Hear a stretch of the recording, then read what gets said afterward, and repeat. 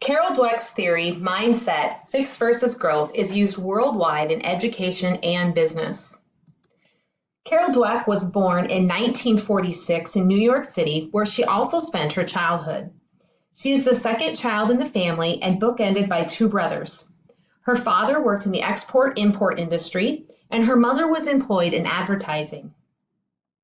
Dweck credits her interest in intelligence from her sixth grade teacher. Mrs. Wilson seated her students according to their IQ. Only the students with the highest IQs could carry the flag, clap erasers, and deliver notes to the principal. In an interview, Lisa Trey asked what seat number Dweck occupied during that memorable year. The professor paused and silently raised her right index finger. Dweck said, "But it was an uncomfortable thing because you were only as good as your last test score. I think it had just as negative an effect on the kids at the top as those at the bottom who were defining themselves in those terms." From that experience, Dweck became fascinated with intelligence, convinced that IQ tests are not the only way to measure it. She says in the same interview, "I also became very interested in coping with setbacks, probably because being in that classroom made me so concerned about not slipping and not failing." Dweck earned her bachelor's degree from Columbia University and her PhD in psychology from Yale University. She has taught psychology at Columbia, Harvard, and the University of Illinois. Currently, she is the Lewis and Eaton Professor of Psychology at Stanford University.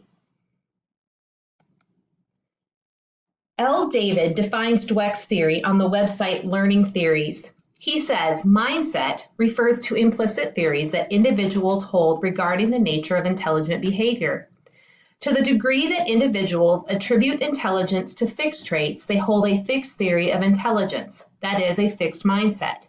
And to the degree that they attribute intelligence to learning, effort, training, and practice, they hold a growth theory of intelligence, that is, a growth mindset. This graphic from Nigel Holmes breaks down the difference between a fixed mindset and a growth mindset. Fixed mindset believes intelligence is static.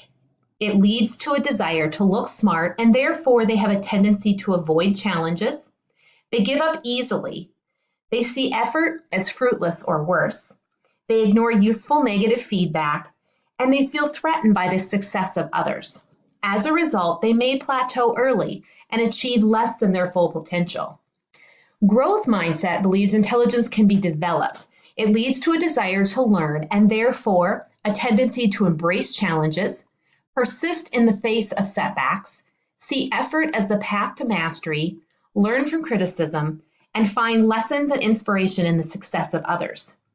As a result, they reach ever higher levels of achievement. Dweck's experience in her sixth grade class, her work in graduate school, and a later study influenced her mindset theory. In an interview with Laura McKierney, she discussed her graduate school work.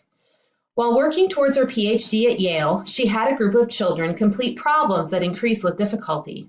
She expected they would do one of two things: treat it as the end of the world or reluctantly, quote, cope with it, and I did see it as something to cope with. I was quite amazed when some of the kids got excited when I gave them problems they couldn't solve. My eyes kind of bugged out. Those kids taught me something that determined the rest of my career. I wanted to figure out what kind of special sauce they had, and I wanted to bottle it. That is what I devoted my career to. In her most well-known study, she observed the praise teachers gave students. Students that were told they were clever were less likely to take on challenging tasks in the future, for they will no longer appear so clever and so lose their opportunity for praise. Dweck also discovered that when students who have been told they were smart were later asked to self-report scores on a difficult test, almost 40% lied. Whereas the kids who were praised for taking part in the process of learning remained engaged, enjoyed the tasks, and they told the truth. Growth mindset aligns well with the 4 C's of the 21st century classroom. This theory encourages creativity since mistakes are accepted. Students have more freedom to be creative if they know that mistakes are okay. Growth mindset and critical thinking both require students to ask questions and gain knowledge. In an environment that accepts mistakes comes a feeling of no judgment. Students will increase their communication skills in a place they feel safe. This safe environment helps students to collaborate too. They are willing to share their ideas when they know the ideas won't be labeled as stupid. Last summer, I took a continuing education class about growth mindset, but the research for this presentation has given me a broader perspective of this theory. Growth mindset will be a part of my classroom. At the beginning of the year, I will tell my students that mistakes grow your brain and that they are okay. It will take mistakes and messes to learn the skills I will teach them in my family and consumer sciences classroom. Marva Collins, a teacher in Chicago, has implemented the growth mindset in her classroom. She begins the year by telling her students, quote, "If you don't give anything, don't expect anything. Success is not coming to you. You must come to it." I will share this with my students too. We all have difficult students, and Collins had many of them. In one instance, with a student who didn't want to work on an assignment, she told him, "I am not going to give up on you. I am not going to let you give up on yourself. If you sit there leaning against a wall all day, you are going to end up leaning on something or someone all your life, and all that brilliance bottled up inside you will go to waste." By words and deeds, I plan to show my students that I will always be there to help and encourage them.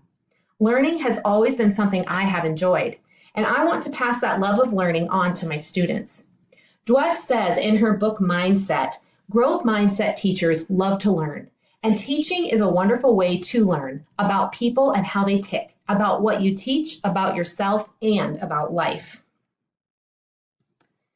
The mindset theory, like all theories, has its critics. One of those is Stuart Ritchie from the University of Edinburgh. He made an observation on a study of this theory done by a team from Case Western Reserve University.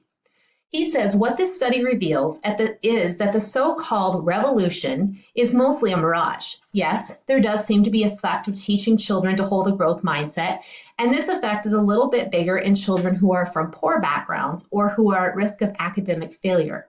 But it's more like a tiny nudge in the right direction than a life-changing panacea. John Hattie heard many skeptical reviews about this theory. After talking with Carol Dweck, he recognized that not everyone understood the theory as Dweck intended. Hattie points out that each mindset has its place. In times of dilemma and confusion, having the skills to think in a growth manner can make a positive difference. When in a fixed mindset, we are often more likely to accept, however despondently or joyously, our lot. Like all theories, mindset has its advantages and disadvantages. But in my opinion, the advantages outweigh the disadvantages.